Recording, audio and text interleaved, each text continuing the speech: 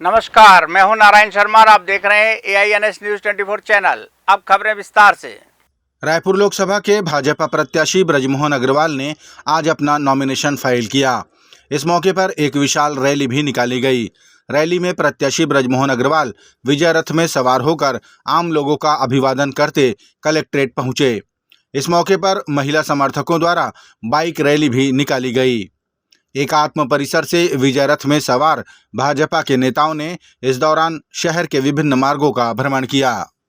जैसे रायपुर के जनता है विधानसभा चुनाव में छत्तीसगढ़ के 23 साल के रिकॉर्ड तोड़े हैं, वैसे रिकॉर्ड लोकसभा में आप मन तोड़ना है।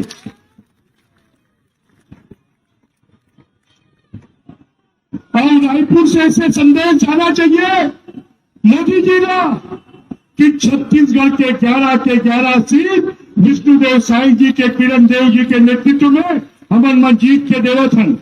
सब जन तैयार हो ना? सब जन तैयार हो?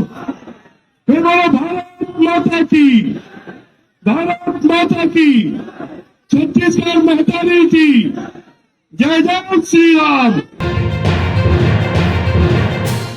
छत्तीसगढ़ कांग्रेस के विधायक द्वारकाधीश यादव ने आरोप लगाया कि प्रदेश के मुख्यमंत्री विष्णुदेव साय ने यादव समाज का अपमान किया है।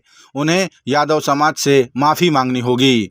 विधायक द्वारकाधीश यादव ने बताया कि प्रदेश के मुख्यमंत्री ने बिलासपुर में चुनावी सभा के दौरान कांग्रेस के प्रत्याशी देवेंद्र यादव को लठैत कहा, जो संपूर्ण यदुवंशी समाज का अपमान है। कांग्रेस भवन में पत्रकार वार्ता के माध्यम से द्वारकाधीश यादव ने ये आरोप लगाए। हमारे प्रदेश के माननीय मुख्यमंत्री विष्णुदेव साय जी बिलासपुर में लोकसभा में चुनावी सभा में संबोधित करते हुए हमारे कांग्रेस पार्टी और यादव समाज के बहुत ही लोकप्रिय प्रत्याशी आदरणीय भाई देवेंद्र यादव को लठैत करके संबोधित किया। कहीं न कहीं इस शब्द से यादव समाज आक्रोशित है और माननीय मुख्यमंत्री जी को मैं बताना चाहता हूं, यादव समाज लठैत नहीं, देवेंद्र यादव लठैत नहीं। हम कृष्ण भगवान के वंशज यदुवंशी हैं।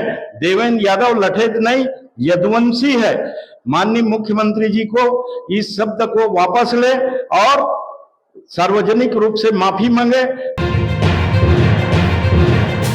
बाबा साहब डॉक्टर भीमराव अंबेडकर की जयंती के अवसर पर नवा रायपुर अटल नगर में शासकीय संयुक्त कर्मचारी संघ द्वारा उपस्थित जनसमूह के बीच मतदान के महत्व को साझा किया गया।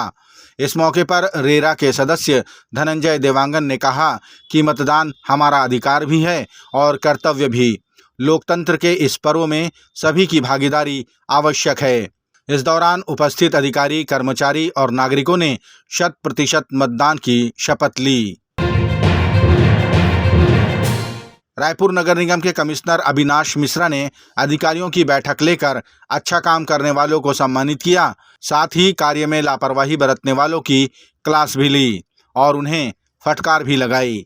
सभी जोन अधिकारियों को कमिश्नर ने कार्य सौंपा और टाइम लिमिट में कार्य करने के लिए निर्देशित किया। इस दौरान फील्ड में नहीं जाने वाले अधिकारियों पर कमिश्नर भड़के और कहा कि सप्ताह में 3 दिन सुबह और शाम फील्ड का निरीक्षण आवश्यक रूप से करें। भारतीय जनता पार्टी का घोषणा पत्र जारी हुआ है। इसे भाजपा द्वारा संकल्प पत्र का नाम दिया गया।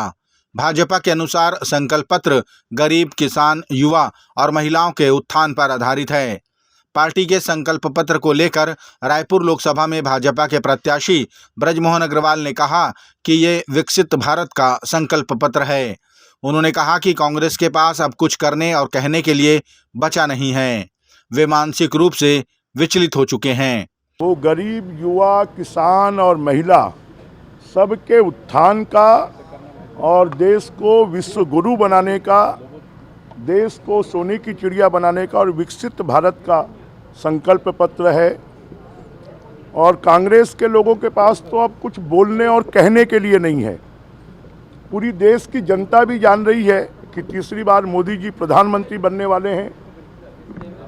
छत्तीसगढ़ में बीजेपी की सरकार है और इसलिए कांग्रेस के लोग अब मानसिक रूप से विचलित हो गए। उनकी मानसिक स्थिति अब अच्छी नहीं है। और इसलिए ऊल जलूल बयानबाजी करके आसमान की तरफ मुंह कर वो जो कर रहे हैं वो उनको ही भुगतना पड़ेगा और उनके ऊपर ही इसकी आंच आएगी और जनता उनको सबक सिखाएगी। इधर छत्तीसगढ़ कांग्रेस के प्रदेश अध्यक्ष दीपक बैज ने भाजपा के घोषणा पत्र को झूठ और जुमलों का पुलिंदा कहा। उन्होंने भाजपा के 2024 के घोषणा पत्र को 2013 और 2018 की तरह का ही घोषणा पत्र कहा। भाजपा का संकल्प पत्र झूठ का पुलिंदा है। किस नैतिकता के आधार पर भारतीय जनता पार्टी घोषणा पत्र जारी कर रहा है, ये पहले बताए। 2014 का घोषणा पत्र को उन्होंने जुमला बता दिया। 2019 का घोषणा पत्र का अभी तक कुछ नहीं हुआ। मतलब कुल मिला के 2014 और 19 के घोषणा पत्रों का उन्होंने सीधे सीधे जुमला और झूठे वादे उन्होंने करार दिया। महंगाई कम हुआ नहीं, बेरोजगारी कम हुआ नहीं, युवाओं को नौकरी मिला नहीं। तो आखिर किस मुद्दों को लेकर भारतीय जनता पार्टी जनता के बीच में जाएगी? इसलिए मैं साफ साफ कह रहा हूं, भारतीय जनता पार्टी 10 साल में बुरी तरह से फेल हो चुकी है और इनका घोषणा पत्र सिर्फ जुमला है और उनका नियत साफ नहीं है। इसलिए भारतीय जनता पार्टी को घोषणा पत्र जारी करने का या घोषणा करने का उनको अपना नैतिक अधिकार खो चुकी है, बल्कि उनको देश की जनता से सीधा सीधा माफी मांगना चाहिए। दंतेवाड़ा में नक्सल उन्मूलन के तहत चलाए जा रहे लोन वर्राटू अभियान के अंतर्गत 26 नक्सलियों ने एक साथ आत्मसमर्पण किया। बता दें कि पहली बार इतनी बड़ी संख्या में नक्सलियों ने आत्मसमर्पण कर मुख्य धारा से जुड़ने की इच्छा व्यक्त की है। इसके पूर्व 14 नक्सलियों ने आत्मसमर्पण किया था। इन सभी नक्सलियों के खिलाफ अपराध दर्ज हैं और इनमें से एक नक्सली पर 1 लाख का इनाम भी है।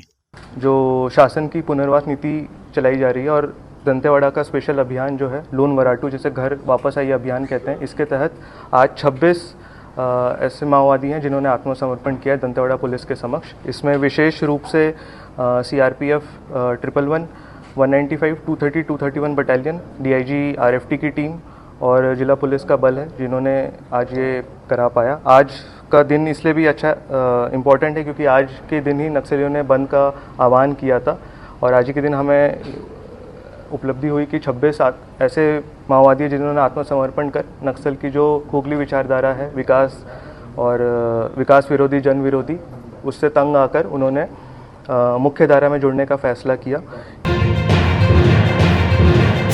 दंतेवाड़ा जिले में लंबित पड़ी छात्र दुर्घटना बीमा योजना की राशि का आवंटन किया गया।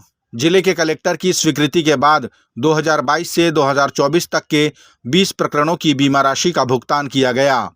जिला शिक्षा अधिकारी SK अम्बष्ट ने बताया कि इस मौके पर दिवंगत छात्र छात्राओं के परिजनों को दुर्घटना की बीमा राशि का भुगतान किया गया है। छात्र यदि बीमार से या दुर्घटना ग्रसित हो जाता है और उसकी मृत्यु हो जाती है तो संबंधित छात्र के माता या पिता के खाते में यह राशि दी जाती है।